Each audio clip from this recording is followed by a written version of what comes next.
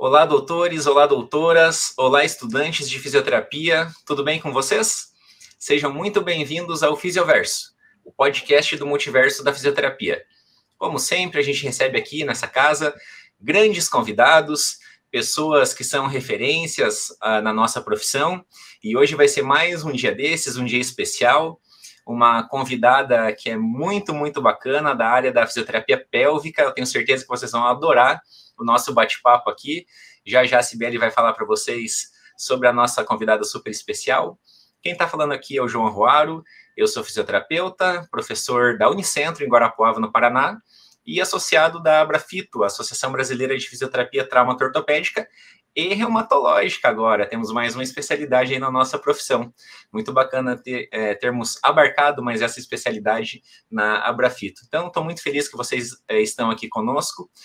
Sejam super bem-vindos novamente. E a Cibele vai dar as boas-vindas para vocês. Olá, pessoal. Sempre, né, uma super alegria tê-los aqui conosco. E nesse momento que para nós é muito gostoso, porque a gente consegue, né, fazer um bate-papo super legal, conhecer a história dos nossos convidados, e a gente não se cansa de dizer que sempre é muito bom, a gente sempre escuta histórias que a gente, né, fica apaixonado, né, João? Assim, são histórias de todos os tipos, às vezes, né, trajetórias que a gente nem imagina, e a gente vê o quanto a nossa profissão, ela nos leva longe, né? Ela pode nos levar longe, nem sempre é fácil, né? Mas a vida não é fácil o tempo todo. Mas, né, eu acho que a gente consegue, e nesse mais de um ano, né, de Fisioverso, a gente conseguiu, com certeza, provar que a fisioterapia é um multiverso, a gente tem inúmeras possibilidades, inúmeros caminhos para seguir, e a gente, com certeza, fez a melhor escolha, né, em termos de profissão, que as outras profissões não me escutem, né, senão vão brigar comigo. Mas é fato, né, contra fatos não há argumentos. Bom, aqui quem fala é a Cibele Knaut, eu sou fisioterapeuta, especialista em fisioterapia neurofuncional do adulto e do idoso. Vou fazer aqui uma propagandinha, já que o João fica fazendo da Abrafito, né, então eu também sou sócia da Abrafim, sou delegada da Abrafim aqui do Paraná, e agora a gente também tem mais uma especialidade oficial, né? A gente tem, então, além da prova de especialidade para a fisioterapia do adulto e do idoso, ou da criança e do adolescente, agora a gente tem a prova de especialidade de fisioterapia vestibular, né? Então, para o próximo certame agora, né, de prova de especialidade, as pessoas já podem se inscrever, então, para serem especialistas em fisioterapia neurofuncional, que vai ser chancelado, então, pela Abrafim. Bom, sou professora da Unicentro, aqui em Guarapuava, junto com o João, mas vamos, né, para a parte boa, hoje com uma convidada mega super especial. Não faz muito tempo que eu a conheço pessoalmente, né, já ouvia falar bastante, principalmente, né, por intermédio do meu marido, mas é daquelas pessoas que, assim, depois vocês contam para nós, mas sabe quando você conhece e daí você tem certeza que você já conheceu da vida inteira? É ela. Então, eu tenho a super honra de chamar aqui ao palco do Fisioverso a doutora Silvana Uchoa. Mas antes da Silvana entrar, roda a nossa vinheta.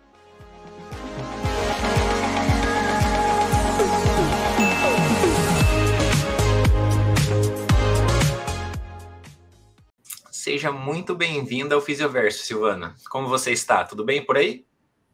Tudo bom. Foi um prazer estar aqui com você, João, e com Cibele. Ai, que bom, o prazer é todo nosso. Já fazia horas que eu estava ensaiando, e depois que a gente se conheceu pessoalmente, falei, não podemos deixar de fazer essa aproximação, e para nós é uma honra muito grande, né? Sei que é uma correria viajada aqui só, mas que bom que conseguiu um tempinho aqui para nós. Silvana, eu queria que a gente começasse o episódio com você contando um pouquinho para nós quem é a Silvana. Tá? Então, bem, eu sou Silvana Uchoa, fisioterapeuta desde 1978, então sou considerada a jurássica da fisioterapia.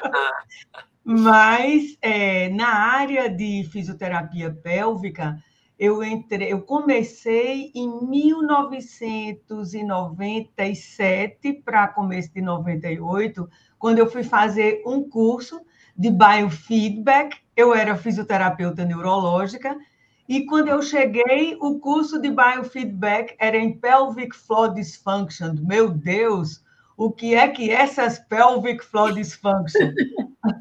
Então, o que foi bom foi que eu fui um pouco antes do curso e deu para estudar um pouquinho o que era isso. Mas, para mim, como eu não tinha visto na minha graduação assim, essa parte de uro, de proctor, então eu aprendi os nomes em inglês. Então, bladder neck, pescoço da bexiga, não era o colo vesical, mas eu não sabia, vim saber depois, quando eu cheguei. E, assim, foi bem prazeroso. Eu tive a honra de passar uma semana no College, North Georgia College, em Atlanta, e ser aluna do Stephen Wolf por uma semana, que foi uma pessoa muito, muito querida que me apresentou a ele e pediu isso, que foi o Dr. Gordon Cummings, que era quem dava o método de Maitland aqui no Brasil.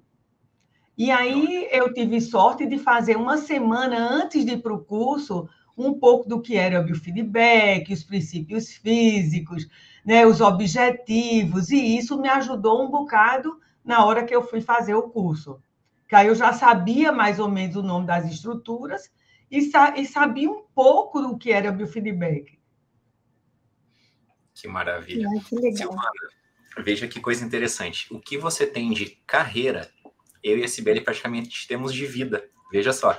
Então, a gente vai ter tanta coisa para explorar aqui nesse episódio, e eu quero começar justamente por isso.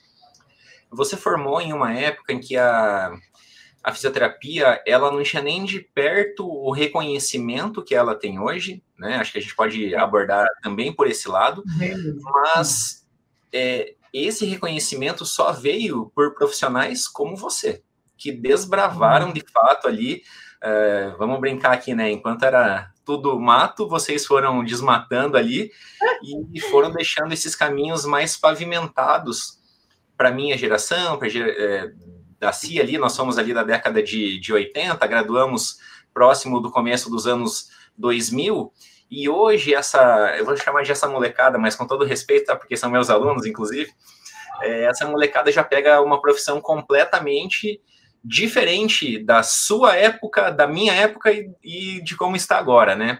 Como que você interpreta todas essas mudanças que a nossa profissão passou? Quais são as tuas lembranças, né, do início da sua graduação? Como que foi o seu início profissional? Eu acho que é importante a gente fazer esse registro aqui no Fisioverso, porque isso aqui vai ficar para a eternidade, e as pessoas vão poder assistir ou ouvir esse episódio aqui meio que para sempre agora. Vamos registrar esse momento histórico, eu acho que é importante. Então, vamos, né? Eu entrei na Universidade Federal de Pernambuco, só tinha um curso de fisioterapia, que era o da Universidade Federal de Pernambuco, tá? Então, a gente fez o curso, e naquela época era bem diferente do que é hoje, porque a gente tinha acho que era unidade curricular 1 e 2, que era todo mundo da área de saúde junto, e depois do período ficava fisioterapia, odonto, psicologia e enfermagem. O C3, e medicina ia para o C3M. Então, depois dessa primeira parte introdutória, onde a gente via anatomia, fisiologia, histologia, todas essas matérias... Ciências básicas, né? Básicas, a gente ia para o segundo ano, aí era específico. A gente ia... O curso ainda era de reabilitação. Fisioterapia e TO eram juntos. Então, só a partir daí, do segundo ano, fisioterapia ficava na parte da fisioterapia, e TO ia para a parte de terapia ocupacional mesmo, com as suas disciplinas, algumas diferentes do currículo da fisioterapia. Tá, mas o nome do curso nem era fisioterapia ainda? Nem era fisioterapia, era reabilitação. E a gente tinha sido reconhecido em 1900, e quando foi? Acho que foi 79, que foi que o presidente do Brasil... 69, né? 69, é isso mesmo, sim.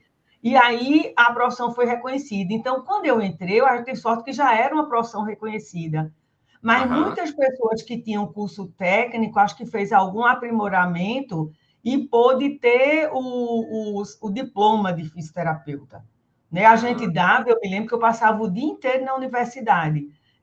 Chegava de 7 da manhã, saía às 7 da noite, porque a gente tinha 12, 13 disciplinas por semestre. Nesse ponto, era bem puxado.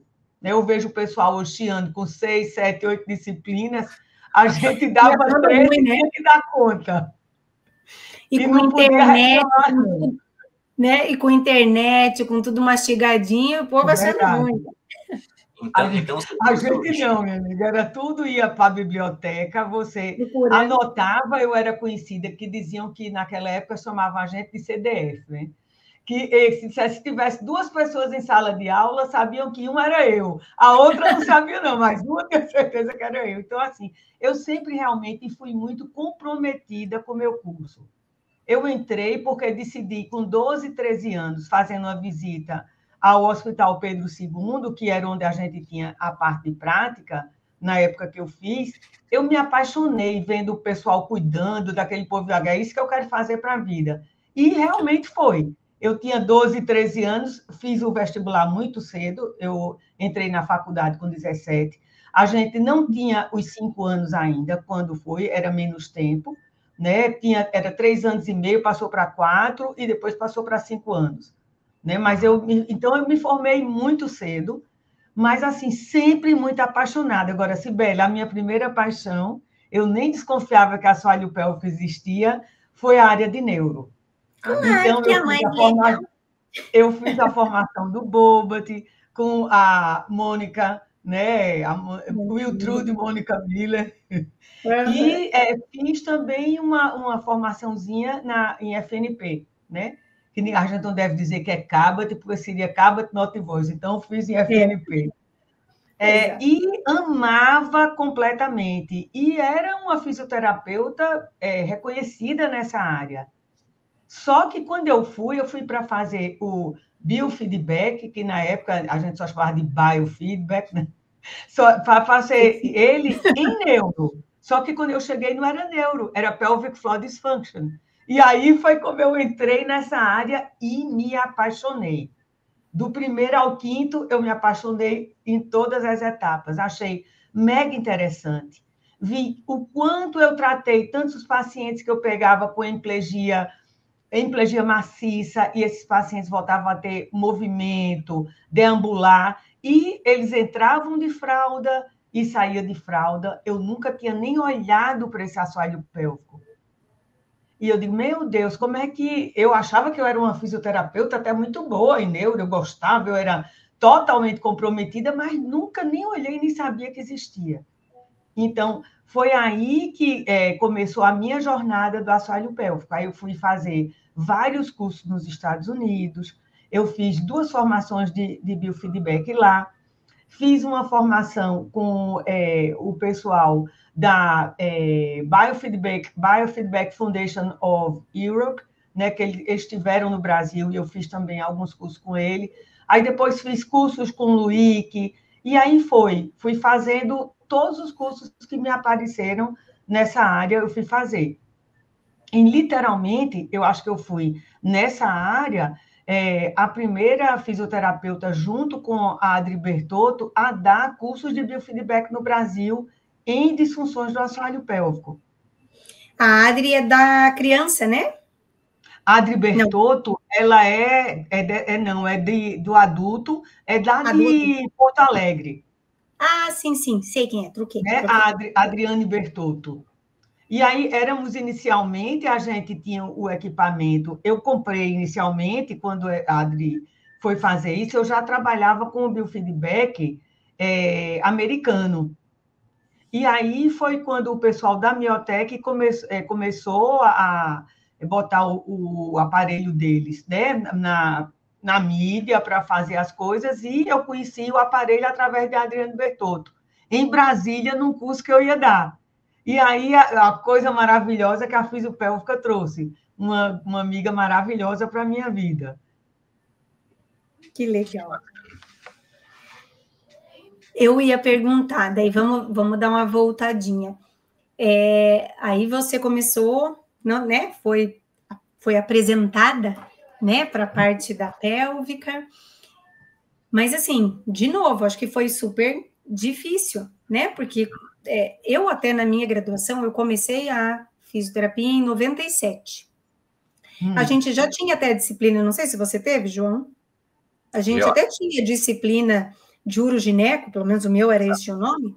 O meu era No entanto, mas não era. A gente tinha muito mais a cadeira, talvez médica, do que fisioterapêutica mesmo, né? Então, assim, eu não me lembro de ter aprendido de fato como reabilitar, como tratar, como prevenir, né? Não foi muito, não era muito essa, pelo menos, né? Quando eu fiz, isso não era tão ainda, né? Falado, tão trabalhado.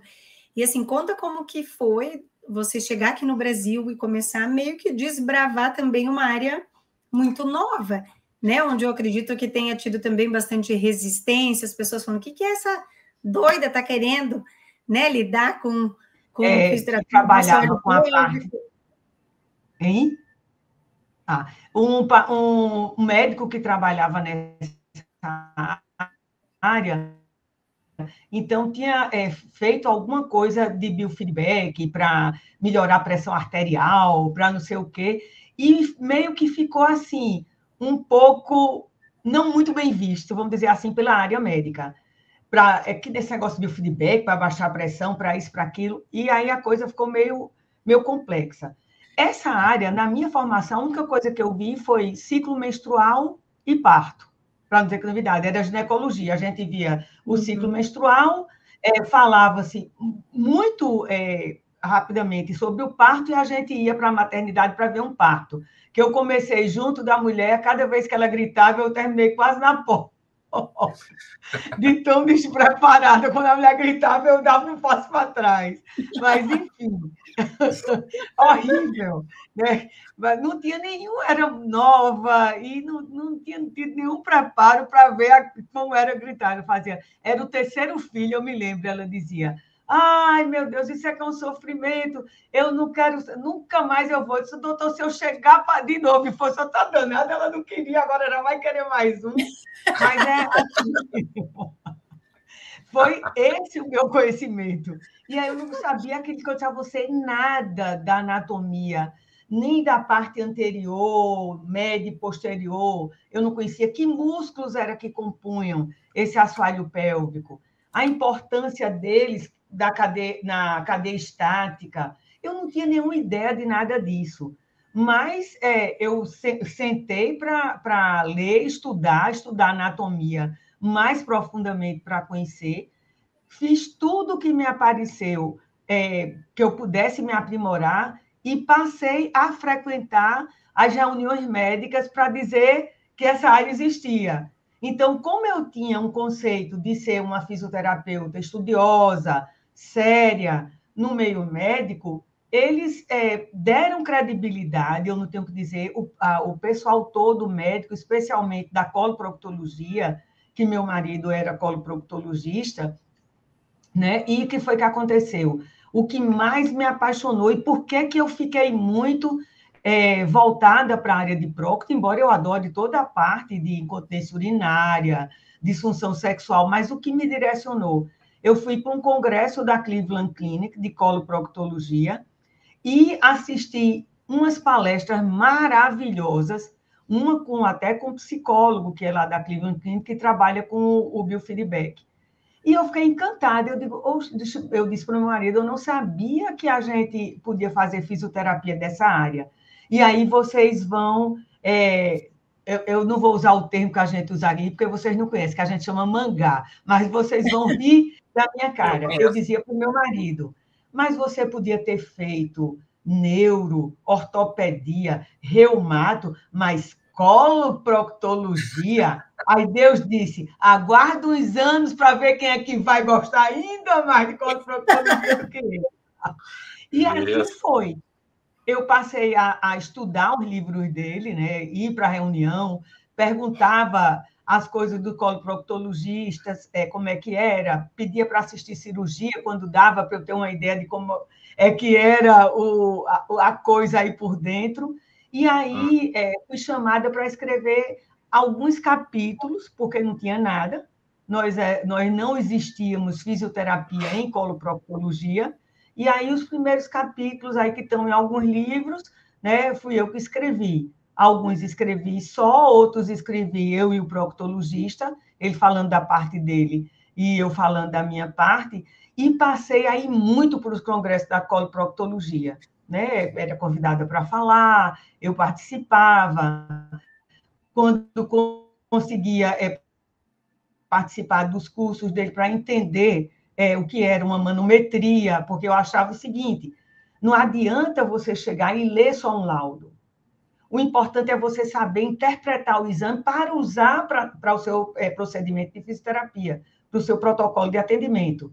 E isso foi. Eu fiz várias coisas, vários cursos de manometria, eu fiz o de ressonância do assoalho pélvico, porque eu queria entender o que era que a gente conseguia ver de problemas, de retocele, como é que era que visualizava isso aí. Então, eu acho que melhorou muito o meu conhecimento, o fato de agregar essas coisas todas para a fisioterapia.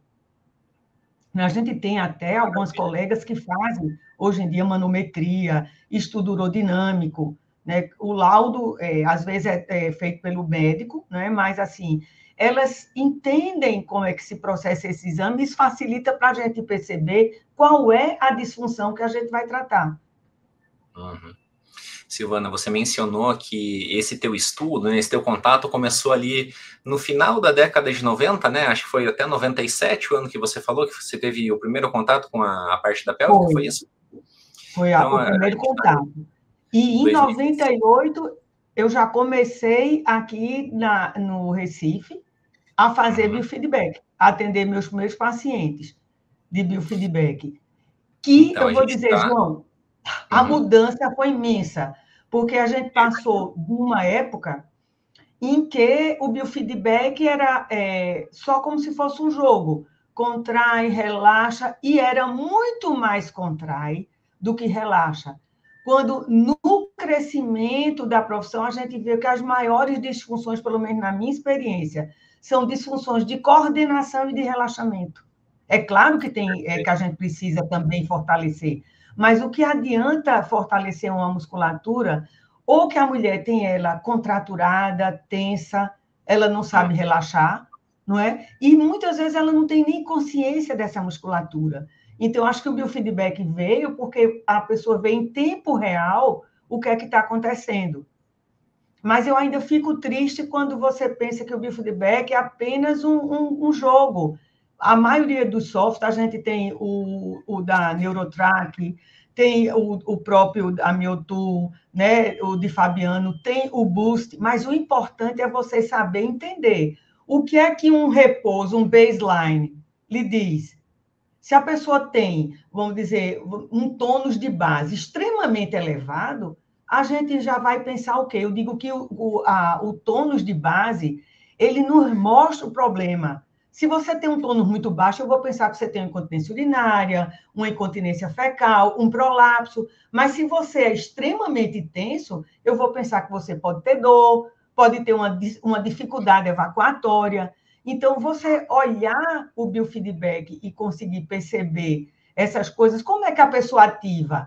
Se você pede, se contrai, e ela não vai naquela, vamos dizer, naquela linha vertical a contração, vai uma contração meio que subindo uma rampa, né? Isso já mostra que pode ter algum componente neuromuscular ali envolvido, que não é simplesmente só músculo. Então, assim, isso cada vez eu digo que eu aprendo a vida inteira. Quantas vezes tiver curso, se tiver aprimoramento, eu vou estar lá sentadinha para aprender, para estudar. Né? Eu digo que eu sou uma jurássica extremamente cheia de energia e de sede de conhecimento, porque o conhecimento é tão dinâmico, né, que você, quando... primeiro, a gente nunca sabe de nada. Quanto mais a gente lê, a gente vê o quanto a gente não sabe. mas a gente vai sedimentando alguns conceitos e a gente tem que estar aberta para as coisas que vão acontecendo, para você também repensar seus programas, o que você precisa, né, fazer. Silvana, deixa eu aproveitar e fazer uma observação aqui.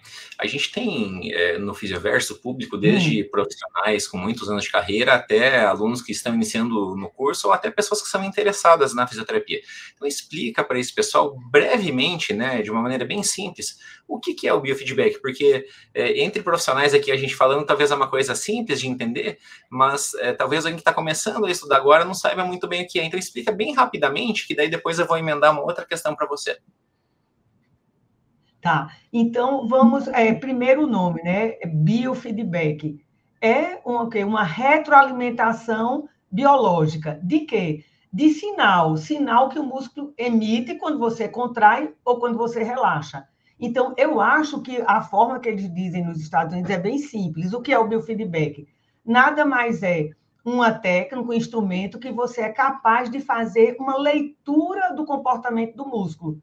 Se o músculo está tenso, eu vou ter lá uma coisa mostrando um gráfico que ele está muito irritado, vamos dizer assim. Quando o músculo relaxa, você é capaz de observar aquele sinal no repouso, né? Aquele sinal mais tranquilo, mais limpo. Então, é uma coisa boa, porque nada mais é do que o instrumento que a gente vai fazer com que o paciente aprenda a contrair, ou a relaxar, ou a coordenar através de visualização do sinal, do gráfico, ou de alguma outra coisa que apareça, de barra, o que seja mostrado naquele biofeedback, que o paciente esteja vendo. Então, é um reaprendizado motor, vamos dizer assim.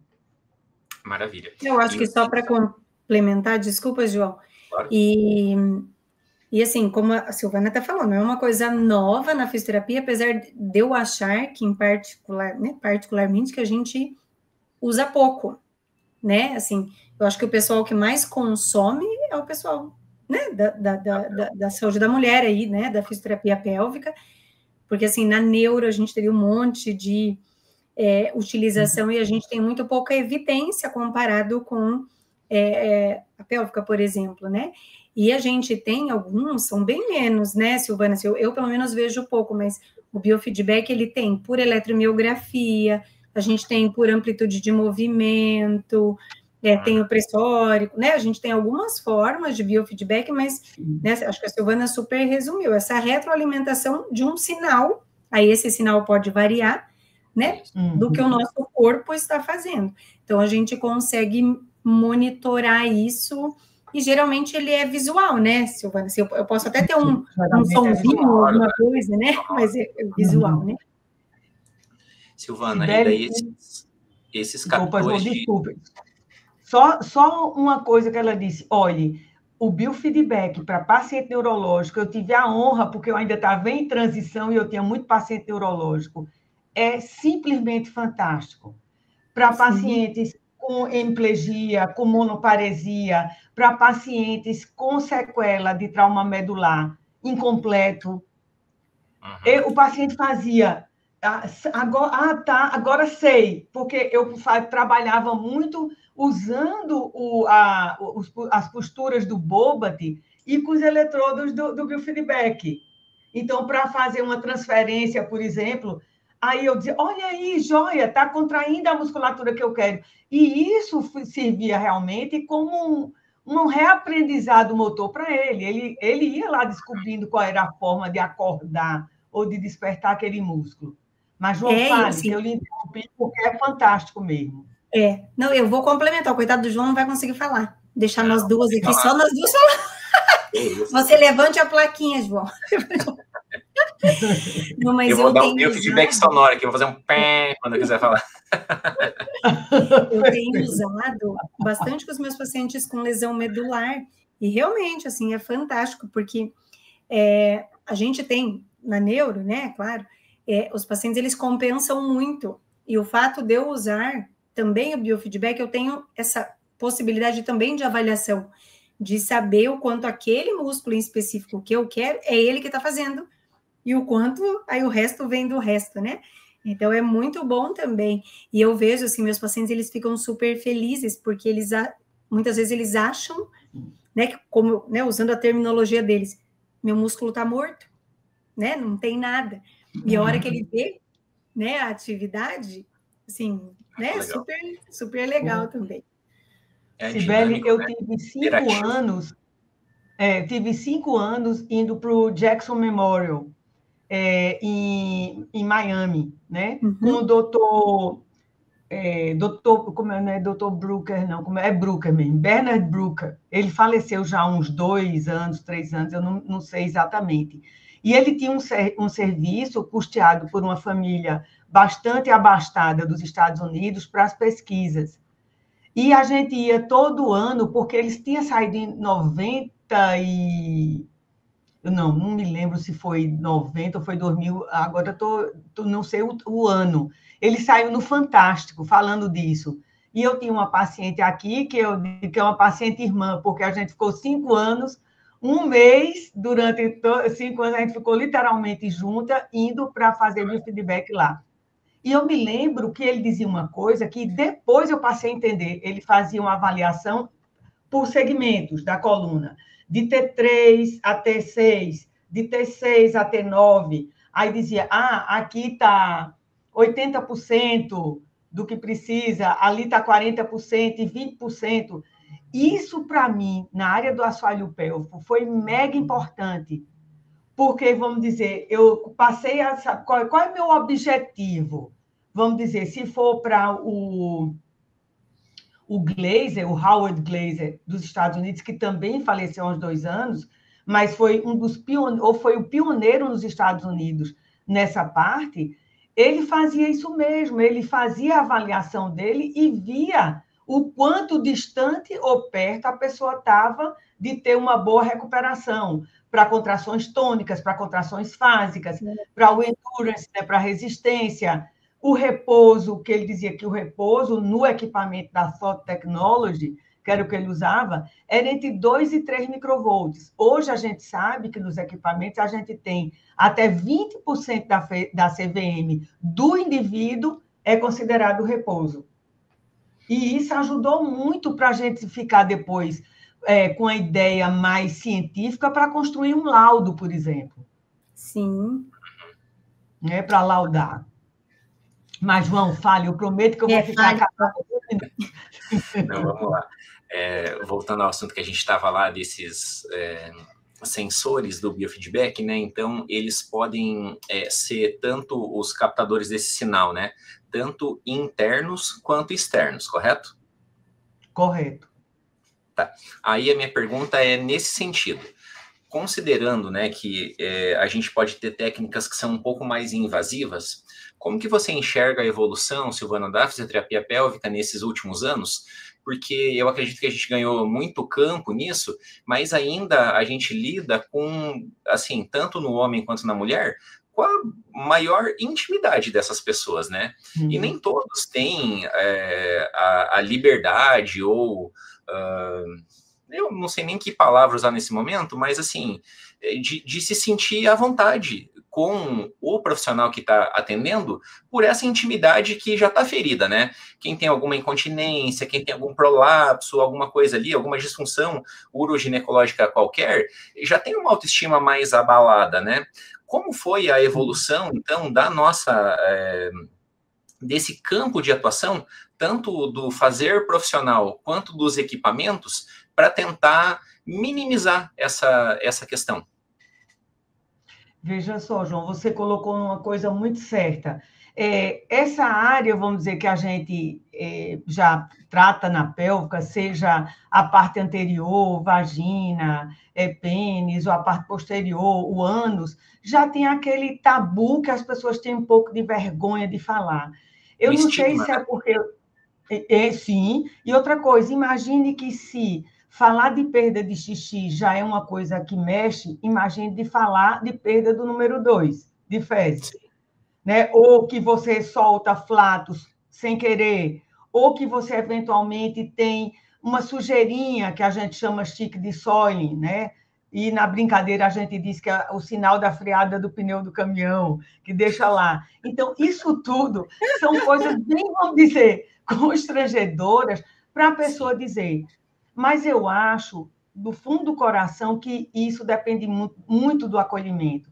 Primeiro, eu não sei se como é uma área que eu realmente amo de paixão, e você tem que ser receptivo, atencioso e respeitar o outro, tá? Eu nunca tive, aliás, nunca tive, esse nunca já também está muito forte, mas é que eu raramente tive problemas de usar eletrodo interno. Quando eu precisava, eu achava que era importante para o paciente usar o eletrodo interno, seja via vaginal ou via anal. Então, eu acho o seguinte, que tudo depende da sua primeira abordagem. A minha avaliação ela é muito demorada, a primeira avaliação, porque eu tenho que escutar o paciente, eu tenho que ver os exames e eu vou explicar para ele o que é que eu vou fazer.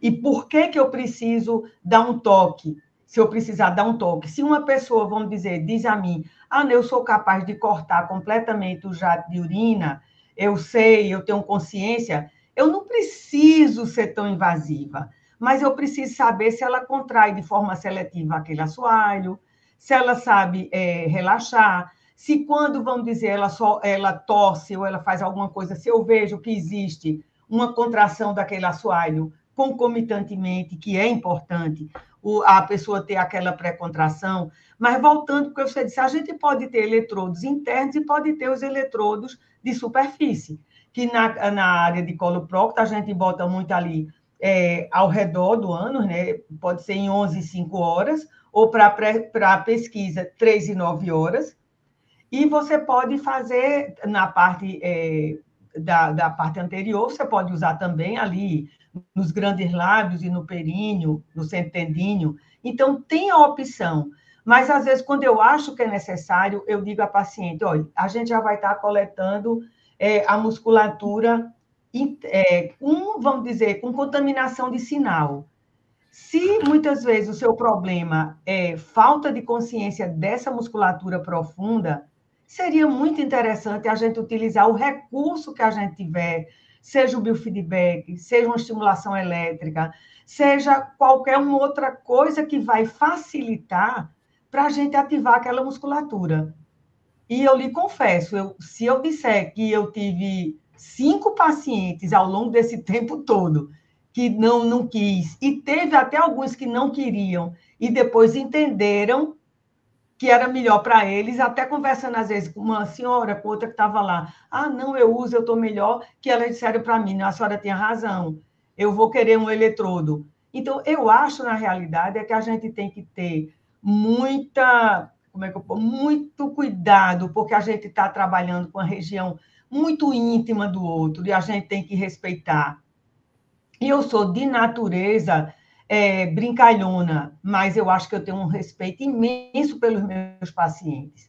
E, sabe, sempre a gente está avaliando. E o fato de você ter um eletrodo interno, eu me lembro que Barry Bergman, quando ia nos congressos, ele sempre me perguntava, e aí, Silvana, eletrodo externo ou eletrodo interno? Eu digo, eu vou responder, não é o que eu digo, mas que está lá dito no livro da Grossen Sengler, e outros artigos, que se você pode usar o intracavitário, ele vai estar muito mais próximo das aferências do pudendo do que se eu botar um eletrodo, por exemplo, perianal.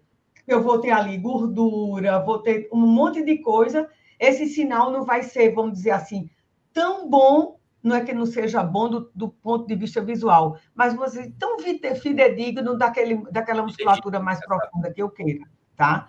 Agora, é claro que os eletrodos melhoraram muito, tem um trabalho, acho que é do Defier, que ele diz o seguinte, que há uma boa correlação, vamos dizer assim, entre uma leitura com eletrodo interno e com externo, desde que você tenha todo o cuidado. A área tem que estar limpa, não pode ter pelo, porque a gente sabe que o cabelo é um isolante e vai atrapalhar aquele sinal. Então, se você pode ter sprays que você melhora também aquela condutibilidade, mas, enfim, eu acho que se eu puder usar o interno, eu ainda gosto muito mais do interno, sabe? Eu acho que ele dá menos interferência, às vezes, por melhor que seja, vamos dizer, a tricotomia não ficou tão maravilhosa assim, e aquilo ali sempre gera um sinal, vamos dizer, errado.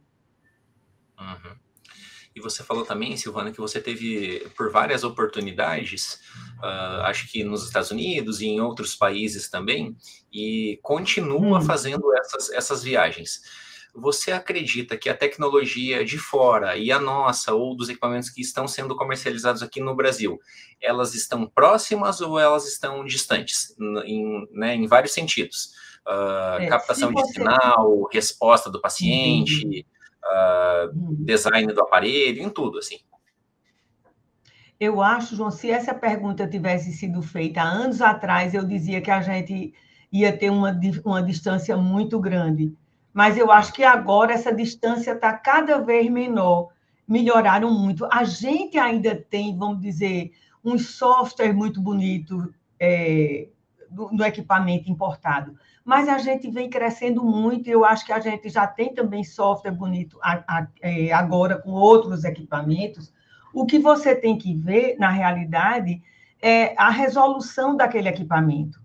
Se você precisa, vamos dizer, de um equipamento que tenha 2.000 amostras por segundo, é interessante que o seu equipamento seja capaz de fornecer isso. Mas eu acho que até mesmo o biofeedback, para você trabalhar com criança, é uma coisa lúdica, e você pode fazer com que a criança, vamos dizer, tenha mais adesão àquele tratamento, ou mesmo adulto. Eu me lembro que quando a gente tinha a tela da fadinha, tinha muito adulto também que achava, mulher que achava, eu quero fazer a fadinha, né? Que achava aquilo gostoso de ver. E para o fisioterapeuta, lembrar que aquilo não é apenas um brinquedo. Você tem que saber que aquilo, você tem que estar monitorando para ver se a pessoa não está fazendo uma contração inadequada. Porque, vamos dizer, o aparelho que tem um canal, você tem que dar essa consciência ao paciente que ele não pode estar contraindo o abdômen o tempo todinho na hora que você quer uma contração de assoalho pélvico. Do mesmo jeito que Sibeli vai dizer para a paciente dela de neuro. Eu não quero que você levante o braço assim com substituição. Eu quero que você ative a musculatura trapézio inferior ou fibras aqui anteriores do deltoide para fazer determinado movimento. Então, é muito importante o fisioterapeuta saber o local que ele vai colocar aquele eletrodo, né, para ele ter a aquisição que ele espera e sempre comparar. Uma das coisas boas, por exemplo, do biofeedback que Luiz Alberto, da Quinalta, ele trouxe, é que ele diz a taxa de sucesso. Né? Então, quando um equipamento mostra a taxa de sucesso, é muito legal, porque eu me lembro que uma das coisas que o professor lá na Cleveland Clinic dizia muito é o seguinte: uma taxa de sucesso, para você achar que ela é sucesso, o paciente tem que ter pelo menos um acerto de 70%. Porque isso é importante para que você mostre a ele, olha, maravilha, quanto você acertar mais, a gente vai, vamos dizer, aumentando as dificuldades. Exatamente. Sim, então, é muito importante. E sabe que eu acho, Silvana, até você falando, eu trabalho há muitos anos com vários tipos de realidade virtual, enfim, e que não deixa de ser, né, claro, são formas diferentes, mas também é uma forma de biofeedback, né? Mas eu acho que a gente cai muito nesse erro, né? As pessoas, elas entendem como se a gente estivesse brincando. Então, assim, é só eu colocar ali o paciente para jogar alguma coisa e pronto. E não é. Na verdade, ele é um recurso que a gente pode se beneficiar dentro da fisioterapia, mas o nosso papel como fisioterapeuta, ele continua e tem que ser até muito melhor. Porque, assim, né, a mesma fluidez de movimento que eu preciso com outro recurso, eu preciso ter usando biofeedback, realidade virtual ou outra coisa. Então, a gente tem que estar cuidando, a gente tem que estar junto, né? A gente tem que saber escolher o tipo de jogo, né? Para cada paciente, de acordo com a tarefa que eu quero ganhar, né? Então, assim, ele é só uma ferramenta mesmo que a gente usa, mas o nosso papel enquanto fisioterapeuta, ele continua lá e às vezes até maior, porque, né, o paciente ele está imerso ali dentro do que ele está fazendo, ele nem lembra exatamente, né, o movimento específico que ele tem que fazer, mas a gente está ali para isso, né, justamente para guiar e para orientar e para estar, né, vendo o quanto está compensando, o quanto não está. Então, a gente tem que a gente tem, enquanto fisioterapeuta, tem que ter essa consciência muito clara, né? Perfeito. E na área de assoalho pélvico, a mesma coisa, Sibeli. Você no neuro tem que cuidar das compensações do que você não quer que o paciente faça. Sim. E para a gente, se ela fizer uma força expulsiva, em vez de contrair, vai estar lá aparecendo o sinal. Mas é o oposto do que você quer, não é aquilo que você quer. Você quer que ela recrute para dentro e para cima, ela está fazendo uma força expulsiva e o sinal você não está ligada e ela está fazendo uma coisa errada. Quando tem sonda, isso é muito fácil, porque ela começa a expulsar a sonda toda vez que contrai. Então, eu não quero que isso aconteça. Eu já sei que está errado, eu sei que ela tem um comando invertido, e eu vou estar alertando o tempo inteiro que aquilo é o que eu não quero que ocorra. Sim. Silvana, e essa Cleveland Clinic que você comentou, ela é uma clínica exclusiva de disfunções pélvicas ou é uma clínica mais geral? Não, ela é um hospital geral. Agora, claro, tem a parte de coloproctologia, que foi a que eu tive a oportunidade de olhar, e tem aonde eu consegui ficar para ver os serviços de biofeedback. Nos Estados Unidos, incontinência anal, tudo, constipação, o biofeedback, vamos dizer, é muitíssimo utilizado.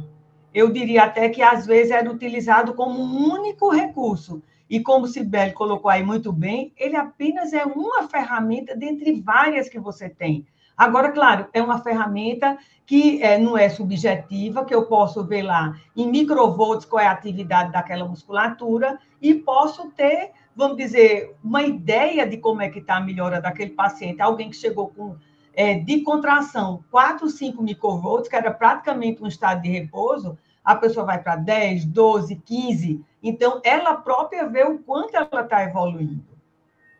Isso é importante. Que bacana. E hoje, Silvana, questão de recursos, né?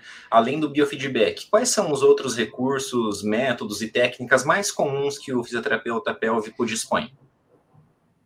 Olha, a gente usa muito, claro, terapia manual, né? Você trabalhar com a mão é muito importante. Mas você ter esses coadjuvantes, por exemplo, agora no congresso, a Sibeli levou uma almofada que você tem um software para você ver, a almofada para você fazer uma antero, uma retroversão, um movimento de lateralidade daquela pelvis, e a gente, quando ele faz isso na bola, tudo bem, está fazendo, mas ali ele tem um objetivo de tentar manter, vamos dizer, o círculo em determinado lugar. Então, isso faz com que você ative muito mais a musculatura e transforme isso numa coisa mais lúdica, não ficar só na bola, vai, faz a antero, contrai, faz a retro. E ajuda a ter a consciência, né, Silvana? Isso que eu percebo. A consciência é perfeito. Como ele está olhando, eu vejo nos meus pacientes, eles falam, meu Deus, mas para mim eu já estou para frente, mas eu não estou, né? Porque eles começam a olhar, e na neuro isso é muito claro, né? É verdade. Ele fala, quando eu estou certo, parece que eu estou errado, né? Quando eu estou errado, parece que eu estou certo. Então, a gente consegue melhorar essa percepção corporal, né? Ô, Sibeli, na nossa área, para João também dizendo, o que era que a gente pedia? A gente pediu o paciente para fazer a anterorretroversão. Aí, ó, antero e retroversão. O tronco para frente e o tronco para trás. E a pelve nada. Então, isso melhorou muito. Uma outra coisa, João, que eu amo de paixão, quem me conhece sabe, eu sou apaixonada pela eletro. E eu já fiz uma porção de curso de eletro. Fiz curso de eletro nos Estados Unidos, fiz curso de eletro na França, certo? E quanto mais eu faço, fiz no Brasil, tem pessoas maravilhosas também, e eu gosto de estudar, porque eu acho que a gente deveria evitar só receita de bolo, porque o corpo de Sibeli não é igual ao de Silvana. Sibeli é uma mulher mais jovem, que tem um fluxo menstrual normal, e Silvana é uma pessoa na menopausa. Então, a pele é mais desidratada, é diferente essa musculatura. Então, assim, eu digo, todo recurso que neurofisiologicamente eu tiver uma resposta boa, eu acho que ele é um recurso indicado. Então, a gente tem na eletro tanta coisa, por exemplo, uma corrente para tonólise, a gente tem uma corrente circulatória, a gente tem corrente citomotora, né, dando ênfase mais, ou o mecanismo oxidativo, as fibras vermelhas. A gente pode trabalhar também tentando chegar mais rápido nas glicolíticas, nas brancas, né, que são as de explosão, as de velocidade. E a gente tem a obrigação de saber o que é que a gente precisa mexer para isso. Se eu tenho uma fibra muscular, aquela fadiga muito rápida, eu tenho que dar um tempo de repouso maior para ela, porque meu objetivo não é fadiga, mas é melhorar o trofismo, melhorar a secção transversal daquela fibra. Então, a gente tem que ter muita coerência quando você elabora o seu programa. Qual é o meu objetivo? O meu objetivo é dor, é uma dor aguda, é uma dor crônica, porque se for dor aguda, eu tenho uma parametrização para isso. É uma dor crônica, eu tenho outras. Então, qual é o objetivo? O meu objetivo é a mulher já é mais velha, a mucosa, eu noto que ela é mais pálida, não está tão bem vascularizada, então eu quero vascularizar, então eu posso usar eletro, posso usar uma termoterapia tópica, eu posso usar até os dois associados. Eu posso botar o eletro e botar uma termoterapia tópica ali. Então, tem que ver o que é que o seu paciente precisa, qual é a necessidade dele, e quais são, vamos dizer, os recursos que eu tenho e que eu sei usar para tratar aquilo ali. Tá? Então, a gente tem muita coisa, tem hoje em dia tanta coisa, educadores, né? A gente tem a fotobiomodulação, né? Que a gente ainda continua falando em laser, mas tem a fotobiomodulação, tem os LEDs, por exemplo, o LED azul, muito bom para a saúde vaginal, né? Já tem alguns trabalhos, a doutora Patrícia Lourdes, ela foi a pioneira nisso aí, né? Com um trabalho mostrando que era bom para tratar candidíase, entre outras coisas. Então, assim, e aquilo que eu disse a você e a Cibele, João, eu estou sempre de mala pronta para ir para fazer um curso, para aprender, e já fiz vários cursos lá com a Patrícia, já fiz curso com o Nivaldo, já fiz com várias pessoas e vou continuar indo, porque eu acho que esse aprendizado ele é um constante, a gente não pode parar nunca. E você, assim, nossa, para mim é a super inspiração, porque eu acho que é isso que falta para nós, sabe, Silvana? Você estava falando da eletro. Hoje eu acho que a gente, e o João talvez, né, até por ser da ortopedia, confirme mais isso que eu vou falar, mas na neuro, para mim, é muito claro. A gente teve uma época que parece que o fisioterapeuta ele tinha aversão à eletroterapia, né? Eletrotermofototerapia, né? Parecia que a gente não podia mais usar porque não era bom. E, na verdade, o que faltava para nós era conhecimento, né? Porque as pessoas têm essa preguiça de estudar, essa preguiça de entender, de saber, né? Todas essas diferenças que você bem colocou, para que eu vou usar, por que eu vou usar. E, realmente, quando a gente não tem esse conhecimento, a chance de dar errado é maior, né? Mas a gente tem um monte de recurso tão bom hoje, se a gente souber, né? Se a gente estudar, se a gente souber como a gente pode se beneficiar. A gente não, né? Os pacientes, que é o que a gente quer no final das contas, né? Eles terem um ganho mais efetivo, ou ganho mais rápido, né? Sem dúvida. É verdade. Sibeli, eu digo até o nosso bom e velho ultrassom. Se você tem, vamos dizer, uma fibrose, uma aderência, eu não tenho nada contra, eu amo terapia manual, mas eu acho que nada vai ser 100%. Se eu tenho alguma coisa que possa melhorar aquela fibrose, posso melhorar aquela aderência, a gente sabe que o ultrassom, junto com o laser, é uma das coisas que ajuda no realinhamento das fibras colágenas. Então, por que eu não vou usar esse coadjuvante? Em nenhum momento eu estou dizendo que ele é o ator principal, mas é um bom coadjuvante quando a gente sabe o que a gente quer para tratar. Ave Maria, eu sou fã número 1 da fotobiomodulação. Quantas fissuras anais a gente não já melhorou, né, a cicatrização, a dor, fazendo uso da fotobiomodulação. Uhum. Então, o que você disse, a gente tem que conhecer o recurso. Não, é o que É o que você falou, essa questão da individualização, de saber o que, se eu tenho ao meu dispor o recurso A, B, o C ou D, vai caber a mim e a minha avaliação saber quais recursos eu vou utilizar para aquele paciente. É o que você falou há pouco tempo atrás, sobre saber individualizar a conduta para cada paciente e para a necessidade de cada paciente. Muitas vezes, por mais que os pacientes sejam, inclusive, parecidos, sejam duas mulheres, sejam idosas, tenham sintomas parecidos, muitas vezes eu vou ter que usar um recurso para uma e outro recurso para outra, dependendo do que eu achei ali na minha avaliação, né? Perfeito, João, é isso mesmo. Às vezes, a mesma queixa, mas cada uma responde de um jeito a um recurso. Silvana, deixa eu mudar agora um pouquinho o assunto. Vamos falar de uma coisa, não vou dizer que seja engraçada, né? Mas talvez inusitada. Com certeza você já teve alguns momentos da sua atuação profissional de que aconteceu alguma coisa exatamente assim, né? Uma reação inusitada do paciente, alguma coisa mais engraçada. O que você lembra que você pode compartilhar com a gente aqui? Eu me lembrei de uma coisa que não foi com o paciente, que eu contei até a Cibele, que eu fui com a paciente, mas depois eu conto a do paciente. Eu fui com uma paciente para o New York Hospital.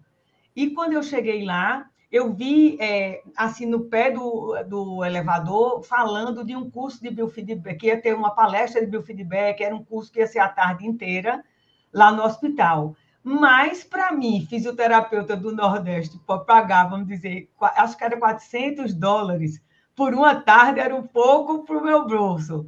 O que foi que eu vi? Eu vi que tinha mostrando uma sala, né, no terceiro andar, sala tal, e eu digo, eu vou lá para ver se eu consigo assistir.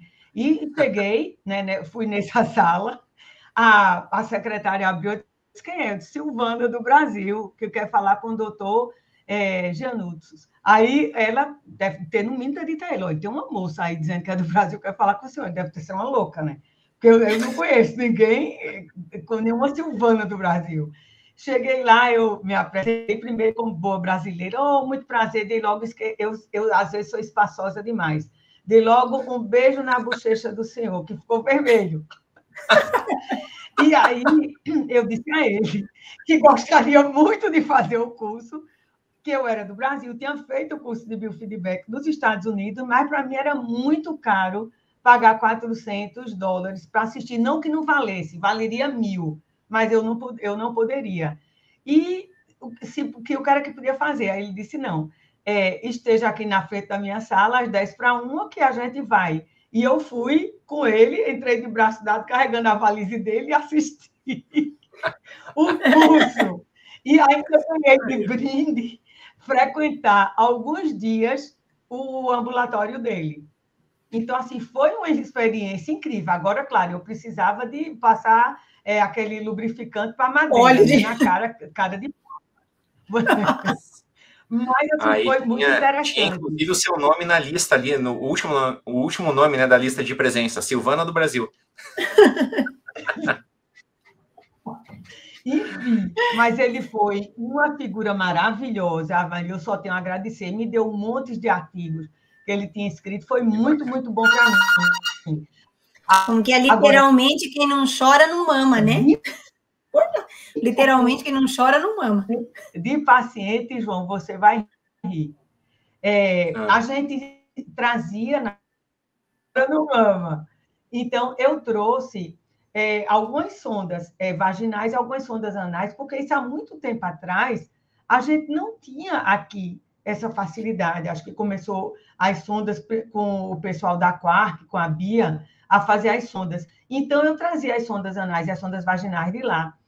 E eu estava com um senhor na minha frente, eu falando que era importante, que a sonda não era desagradável, era como se fosse um supositório, que ele não ia sentir tanto desconforto assim, a não ser o fato de ser uma coisa introduzida lá no canal anal. E eu conversando com ele, não vi, peguei a sonda vaginal. Só vi ele olhando assim, e isso é pequeno, doutor? Eu digo, oi, desculpe, não é essa, é essa outra. Ele deve ter pensado, essa mulher é louca, disso aqui é uma sonda complicada. Olha, eu imagino. Até hoje, olha, Maria, eu quase saio correndo da sala quando eu vi a Esse sua. aí não, né?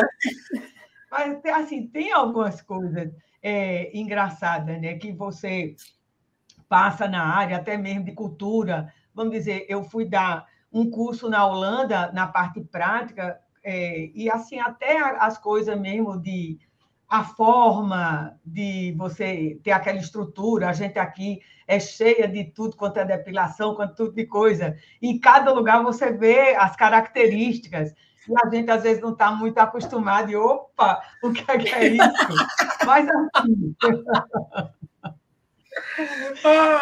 enfim, é sempre interessante, é sempre um aprendizado. Conhecer as intimidades do mundo afora, né, Silvana? Oh, é verdade. Que engraçado, muito bom. E, Silvana, agora conta para nós, fora as viagens para cursos, para dar cursos, para fazer cursos, temos alguns planos futuros? Temos sim. Eu estou literalmente pensando, mas isso para o meu próprio ego, de fazer um pós-doc. E estou querendo fazer um pós-doc mostrando algumas coisas da prática clínica que ainda não tem muita evidência. Eu passo o tempo todinho nas minhas aulas. Tal coisa, nível de evidência baixo. Tal coisa, ainda não tem nível de evidência, eu digo, FGH, o nível de evidência, não tem. E que a gente sabe que na prática clínica funciona, né? É aquilo que eu disse, se você avalia bem e você tem, às vezes, uma coisa simples, vamos dizer, na minha área de coloprocto, um balonete que você pode construir com um dedo de luva, com preservativo, com o que seja, e vai dar informações, claro, não é uma informação computadorizada, mas você vai poder saber a sensação, a primeira sensação, vai saber a quanto aquela ampola ela distende para ter o primeiro desejo de evacuar, ou a capacidade total daquilo, que é muito importante, porque eu digo que ninguém, como é que eu posso dizer, ninguém reeduca sem passar pelo sensorial. Se eu tenho uma alteração sensorial, como é que vai ser a percepção motora para aquele indivíduo? Então, eu tenho que trabalhar esse sensorial para eu poder reeducar o motor. Porque se ele não sente bem aquilo que está acontecendo, como é que eu posso reeducar? Então, eu acho que a gente tem, às vezes, coisas simples, mas que ajudam muito. E que é muito importante o fisioterapeuta levar isso em conta. É uma coisa agradável você trabalhar com balonete? Eu mostro ao paciente antes como é que é o balonete, o que é que eu vou fazer. É claro que não é, porque muitas vezes quando você pede, por exemplo, um esforço evacuatório, a pessoa ainda fica, puxa, será que eu vou expulsar só o balão ou ele vai vir acompanhado de mais alguma coisa? Aí eu digo muito para os meus pacientes brincando, gente, eu não trabalho com flores, eu não estou esperando que venha uma tulipa ou uma rosa. Então, assim, a gente tem que deixar o paciente muito à vontade, né, de que, se acontecer alguma coisa, tá tudo, é papel. A gente está de luva, joga fora e está tudo certo. Está tudo o bem. Importante é a recuperação, a melhoria. Até porque, se for um ambiente sisudo, sério e sem nenhuma brincadeira, né? É claro, tá lidando com intimidade, isso, aquilo, mas tem que ter um momento de descontração ali também, até para a pessoa ficar mais à vontade, não é verdade? É verdade. É o que vocês, é um momento de brincadeira, mas sempre com respeito pelo outro. Com seriedade, a gente claro. Vai estar, né? Tanto que meus pacientes às vezes dizem, Ave Maria, a senhora deixa a gente tão à vontade, que eu até fico impressionado como é que eu estou fazendo tudo isso, mas é porque a gente tem que tentar ser leve mesmo. Encarar que aquilo faz parte do pacote. O importante é a gente reeducar a sensibilidade. Né? Se aquela é uma forma boa de reeducar, então vamos fazer. Agora, sempre explicar ao paciente e pedir a permissão dele. Né? E isso é muito importante. Fundamental. Ó, Silvana, olha só, eu também estou, meu próximo plano futuro é fazer um pós-doutorado. Nós podemos achar um lugar parecido lá nos Estados Unidos, lá para Miami Beach. E passamos um ano lá. Olha, eu vou adorar, vamos. Já pensou eu ter a companhia de doutora Cibele Naut para ir comigo? Eu vou amar.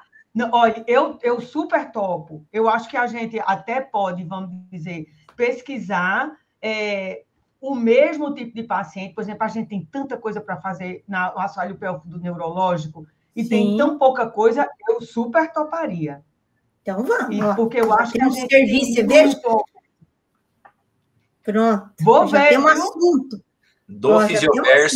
Do Fisioverso para o mundo do pós-doc. É verdade. Ana, e a minha última pergunta para você. Se você puder deixar uma mensagem, não necessariamente uma mensagem, o que você gostaria de falar para essa nova geração de fisioterapeutas que está chegando no mercado de trabalho, que está ganhando o seu espaço, que está conquistando os seus pacientes? O que você julga, o que você opina para essas pessoas que seja importante para que elas desenvolvam ao longo da carreira delas? Olha, João, essa é uma pergunta realmente muito boa. Eu acho que a primeira coisa que a gente tem que ter conhecimento, mas antes do conhecimento vem saber escutar o paciente. Uma boa escuta, empatia com o outro que está ali, às vezes totalmente encabulado por se tratar, como você já colocou aqui muito bem, de uma coisa muito íntima.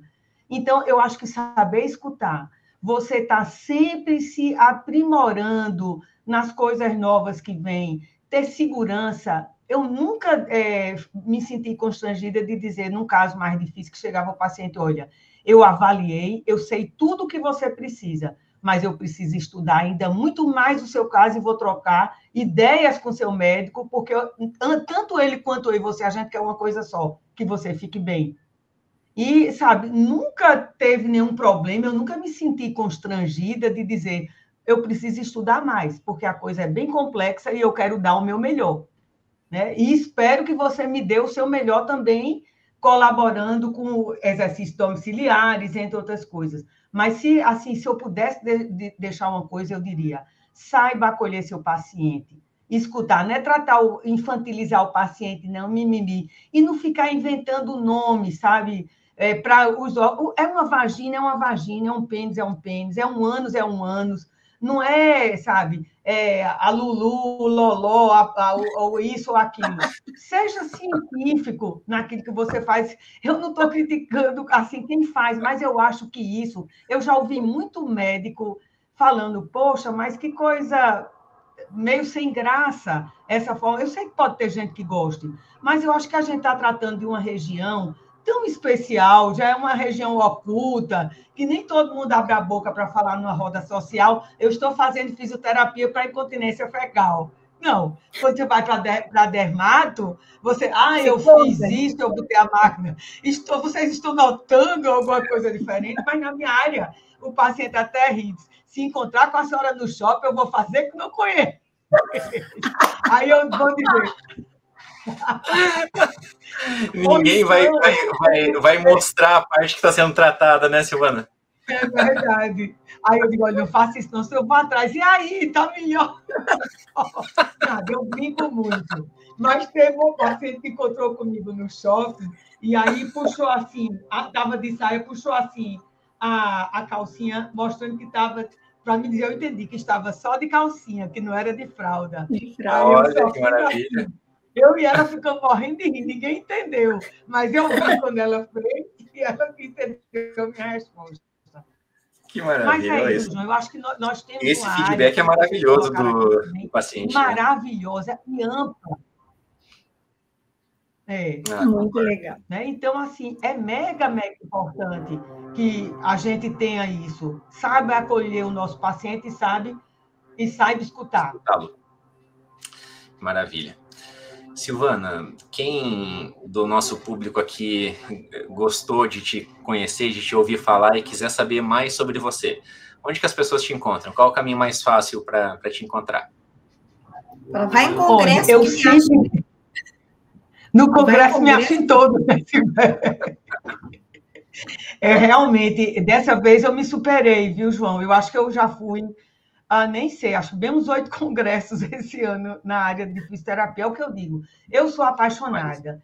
E eu podendo ir, eu vou. Eu nunca vou dizer não, só se não, quando eu disser um não para você, tenha certeza que é porque não deu de maneira nenhuma. Que as minhas amigas dizem que eu tenho que ler aquele livro, Aprender a Dizer Não. Nunca diga sim quando você quer dizer não. Eu sei que é um livro desse. Mas, enfim, essa é a Silvana. Eu, se puder ajudar, se puder fazer, quem precisar, pode deixar aí no Instagram alguma mensagem, alguma coisa, e eu sempre respondo, sempre entro em contato. Se a pessoa pede, eu dou meu celular para a gente conversar pelo Zap. Quem me conhece sabe que essa sou eu sou extremamente acessível. Tá? E eu adoro troca, quem precisar de alguma coisa, eu acho que a gente mais velha está aqui para isso. Né? Ninguém precisa errar o que eu já errei, precisa ir do meu acerto para frente, que com certeza vai chegar muito mais rápido. Né? Maravilha. Para quem está só no áudio, pessoal, que não está vendo no vídeo, o Instagram da Silvana, então é o @ né? Silvana, _Uchoa, _Físio. O Uchoa com CH, tá legal? Sibeli, quem quiser te encontrar, quais os caminhos? Também. Eu tô quase tipo a Silvana, nos congressos você me encontra, mas no Instagram também, eu também, assim, respondo todo mundo, às vezes demora um pouquinho, como que eu tardo, mas não falho, mas também sou super, super aberta, se tiver alguma dúvida. Não estou há 40 e tantos anos, mas já tenho 25 quase de formada, então a gente, né, já tem algumas experiências que nos ensinaram, né, Silvana? A gente já sabe umas coisinhas que não é para fazer, verdade. Enfim. Mas, né, acho que o Instagram hoje é a forma mais fácil. E você, João? Maravilha. Então, o Instagram da Sibeli, @Sibeli Melo Knaut, tudo junto, né? Sem underline, nem ponto. Pessoal, quem quiser me encontrar, Sibeli conhece isso aí. Quem quiser me encontrar, @investidordoutor no Instagram. Nesse perfil eu trago informações sobre finanças pessoais, investimentos, tudo direcionado para nós, profissionais da saúde, porque por mais que pareça que esse assunto não seja peculiar a nós, ele é super importante, é fundamental a gente saber tanto sobre finanças pessoais quanto sobre investimentos, porque isso vai nos dar qualidade de vida futura e isso é o que todo mundo busca. Então, se você tem interesse sobre esse tipo de conteúdo, só me seguir lá, tenho certeza que você vai gostar do que você vai encontrar. Silvana. Temos que seguir ele, Silvana, para fazer todas as viagens que nós queremos. Eu que vai seguir ele, Sibeli. Aí, ó, maravilha. Silvana, quero te fazer um super agradecimento. Não perca essa oportunidade, o que vão te oferecendo é ouro. Com certeza, é isso aí. Silvana, quero te fazer um super agradecimento por uma série de coisas, assim, é tão bacana te ver com mais de 40 anos de estrada e super entusiasmada com tudo que está acontecendo, ainda correndo atrás de conhecimento, de conteúdo.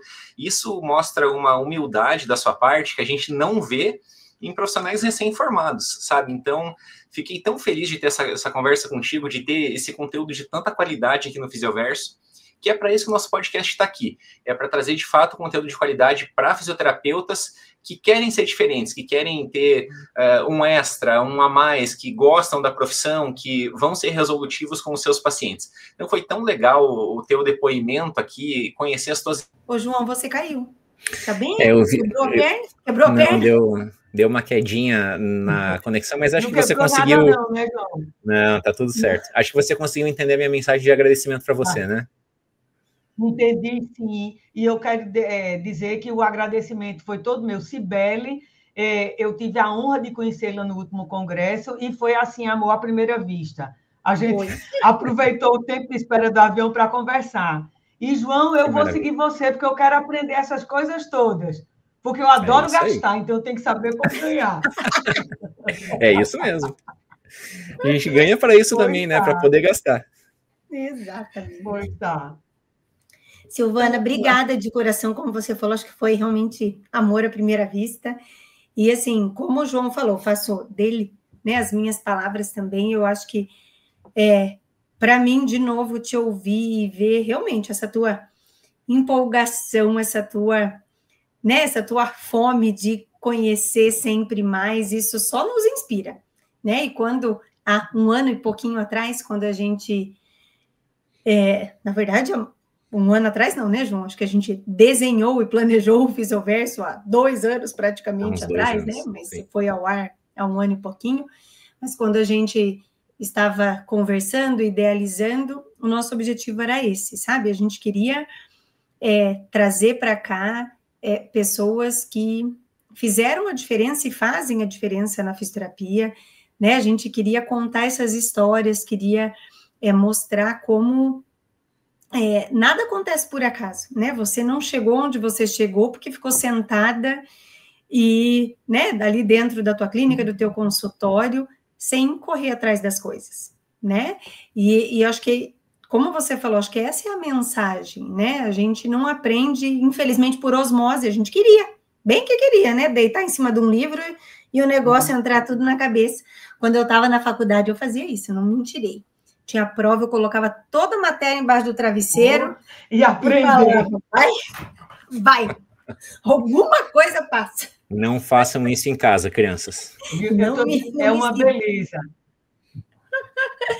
Mas, assim, a profissão, acho que hoje a gente tem que agradecer a você e tantos outros, porque a gente está onde a gente chegou, né? Por pessoas como você, né? Pessoas que desbravaram, não tiveram medo de ir atrás, de correr atrás, de conhecer. Claro que hoje a gente ainda tem muita coisa que precisa fora do Brasil, como você falou, mas hoje a gente também já tem muita coisa boa aqui dentro, então é muito mais fácil que antes, né, só tinha fora, se você quisesse aprender aquilo, você era, né, não tinha outra opção que não sair do Brasil. Hoje a gente tem muita coisa boa que não precisa ir tão longe. Hoje a gente tem, né, a internet, esse mundão que faz tudo ficar mais perto, mais fácil. Então, eu acho que a tua mensagem foi perfeita. Eu acho que a gente tem que buscar sempre conhecer, e foi, assim, uma delícia conversar e ver essa tua energia. Eu tenho certeza que inspirou muita gente. Obrigada de novo. Eu que agradeço. Então, vamos para a nossa despedida final? Vamos lá? Vamos lá. Vamos. Então, 3, 2, 1. Um abraço, pessoal, e até o próximo episódio. Tchau, gente. Tchau, tchau.